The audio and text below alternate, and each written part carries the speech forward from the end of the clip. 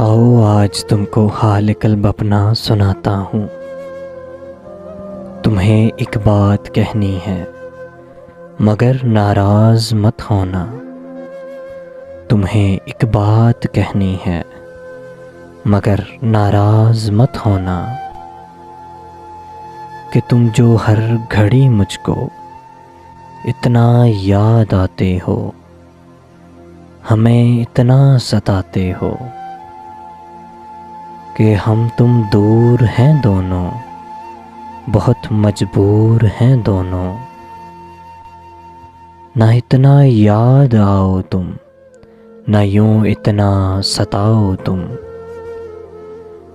कि इतना याद आकर तुम हमें पागल बना कर तुम हमारी जान लोगे तुम। फ़कत इतना बता दो तुम हमारी जान लोगे तुम।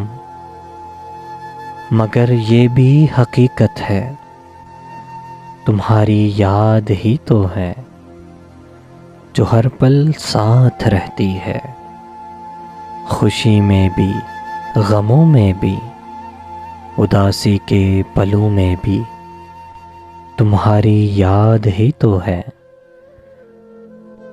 जो हर पल ये बताती है, मुझे एहसास दिलाती है कि हम तुम बिन अधूरे हैं, कि हम तुम बिन अधूरे हैं, कि हम तुम बिन अधूरे हैं, अधूरे हैं, अधूरे हैं।